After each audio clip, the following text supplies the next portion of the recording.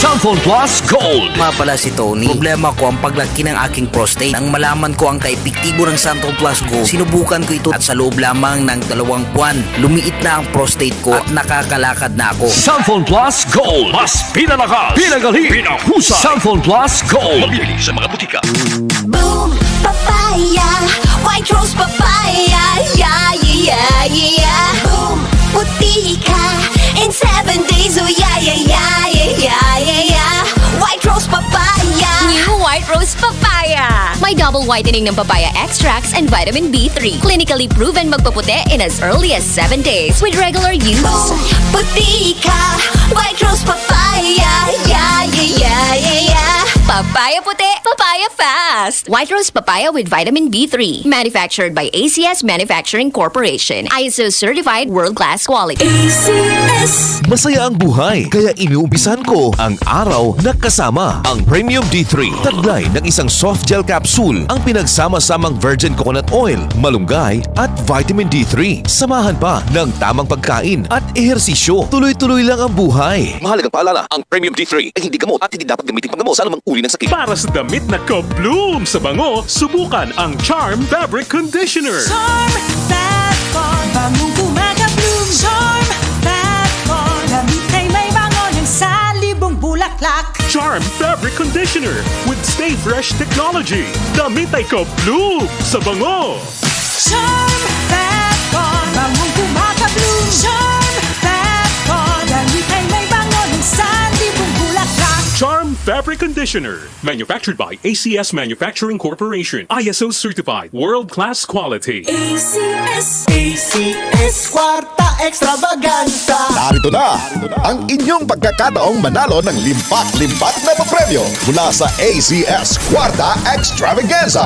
Over 3 million in prizes ang ipamimigay nationwide. Tax-free! Kada linggo, simula Setyembre, may tsansang magwagi ng cash at gift bags mula sa ACS Manufacturing Corporation at sa RMN at IFM stations nationwide. Para sumali, isulat lamang sa isang malinis na papel ang inyong pangalan, address, contact number at pirmahan. Kasama ang proof of purchase mula sa Pride Detergent, Star Wax Floor Wax, White Rose Kojic and Papaya Soap, Charm Fabric Conditioner, Shield Bath Soap, Smart Dishwashing Liquid and Paste, at Unique Toothpaste. Ilakip ito sa isang white envelope. Isulat sa labas ang promo title ACS Kwarta Extravaganza, ang pangalan ng produktong ginamit, ang promo week, at RMN o IFM station na inyong sasalihan. The more entries you send, the bigger chances of winning. Deadline for submission of weekly entries is every Friday, 5 p.m. of the promo week. ACS Kwarta Extravaganza 2023. Hatid ng RMN at IFM stations nationwide. Kwarta Extravaganza. See posters and print ads for details. For more information, visit facebook.com/ACS Kwarta Extravaganza and rmn.ph. Promo period is from September 16 to December 16, 2023. For DOH, FDA, CCH, UHSRR permit number 0753, series of 2023. Pagbasa sa Aklat ng Kawikaan, Kabanata 13, Talata 1 hanggang 25. Ang anak na may unaway nakikinig sa kanyang ama, ngunit walang halaga sa palalo ang paalala sa kanya. Natatamo ng mabuti ang bunga ng kanyang kabaitan, ngunit ang ninanasan ng masama ay puro karahasan. Ang maingat magsalita ay nag-iingat sa kanyang buhay, ngunit ang taong madaldal ay nasasadlak sa kapahamakan. Ang tamad ay nangangarap ngunit hindi natutupad, ang hangarin ng masikap ay laging nagaganap. Ang taong matuwid ay namumuhay sa kasinungalingan, ngunit ang salita ng masama ay nakakahiyang pakinggan. Ang mabuti iniingatan ng kanyang katuwiran, ngunit ang masamay ipinapahamak ng likong pamumuhay. May taong nagkukunwang mayaman subalit wala naman, ngunit ang iba'y nag-aayos mahirap bagaman sila ay mayaman. Ang yaman ng isang tao ay pantubo sa kanyang buhay, ngunit sa isang mahirap, ito ay hindi nakababahala. Ang matuwid ay tulad ng maningning na ilaw, ngunit ang masama ay lamparang namamatay.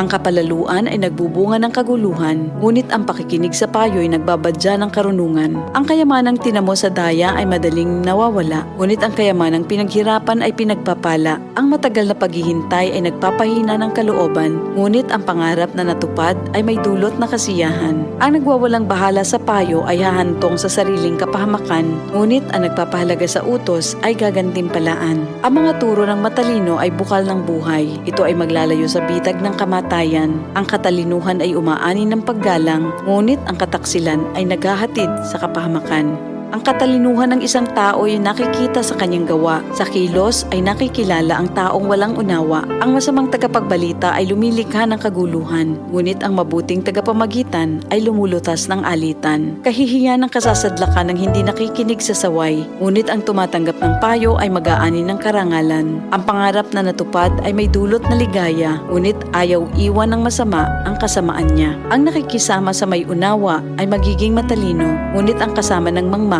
ay masusuong sa gulo. Ang hinaharap ng masama ay kahirapan sa buhay, ngunit sagana ang pagpapalang sa matuwid ay naghihintay. Ang matuwid ay nag-iiwan ng pamana hanggang sa kaapu-apuhan, at sa matuwid na uuwi ang naipon ng isang makasalanan. Ang bukid ng mahihirap may pangakong kasaganaan, ngunit ito'y nasasayang dahil sa kawalan ng katarungan. Mapagmahal na magulang, anak ay dinidisiplina. Anak na di napapalo, di mahal ng magulang. Ang matuwid ay sagana sa lahat ng kailangan, ngunit ang masama ay palagi namang nagkukulang. Ito ang salita ng Diyos.